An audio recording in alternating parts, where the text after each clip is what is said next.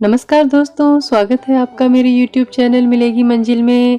दिल से निकली एक आवाज़, तूने तो मुझे आसमान दिखा दिया। माँ जी, ये 5,000 रुपये आप अपने पास रखिए। यह बोलते हुए बहू ने सास को 5,000 रुपये दिए और बहू अपने ऑफिस के लिए निकल गई। सास का एकदम से गला भर आया।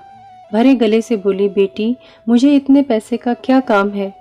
माँ जी, 1 महीना हुआ है हमें इस नए घर में आए। मैं रोज देख रही हूँ आपको कितनी चीज़ों के लिए पैसे लगते हैं। आप सब्जी लेते हो, फल लेती हो, काम वाली भी कभी आपसे पैसे मांगती है। आप रोज सामने वाले गार्डन में घूमने जाती हो। आपका कुछ खाने का मन हुआ या कुछ लेने का मन हुआ तो आप ये 5,000 रुपये अपने पास रखिए।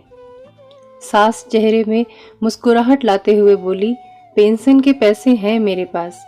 इस पर बहू बोली, माँ जी आप गार्डन में जाती हैं, वहाँ आप फ्रेंड्स बनाएं, कभी मन हो तो पिक्चर देखने जाएं, पार्टी दो, पार्टी करो, अपनी ज़िंदगी खुलकर जियो माँ जी।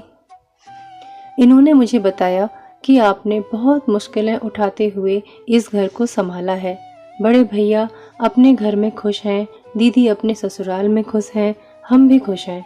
अब आप किसी की या कोई भी चिंता किए बगैर खुश रहें, सिर्फ अपने लिए जियो, जो आपके मन में आए वो करो। मैं जानती हूँ आपने कितनी मुश्किलें उठाई हैं इस परिवार को संभालने के लिए। इस घर को बनाने में भी आपकी कई इच्छाओं का गला घोटा गया है।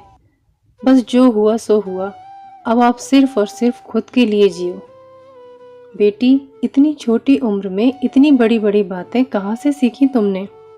सास ने कहा, माँ जी जब मैं 12 साल की थी तब एक दिन मेरी दादी बुआ के घर जा रही थी।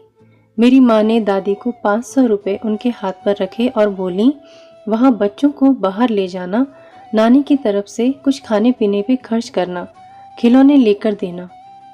दादी मम्मी के गले में लगकर रोने लग गई और मैंने इतने पैसे आज तक कभी भी दिल खोलकर खर्च नहीं किए, ऐसा बोलने लगी।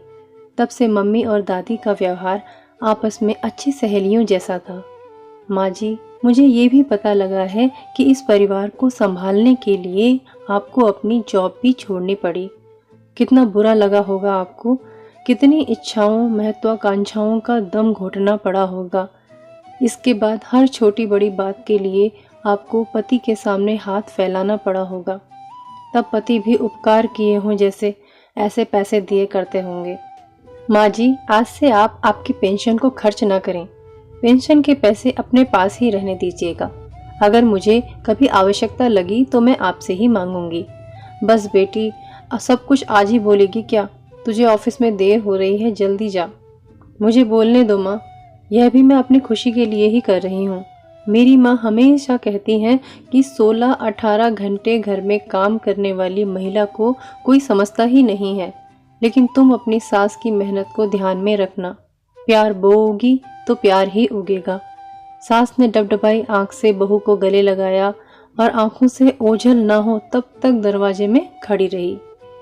बहू के आने पर मैं इस घर की 4 दीवारी में बंध के रह जाऊंगी ऐसा सोचा था, पर बेटी तूने तो दरवाजा खोलकर मुझे बाहर का आसमान दिखा दिया। सच ही कहा गया है, किसी की बेटी हमारे घर की बहू है और हमारी बेटी किसी घर की बहू है।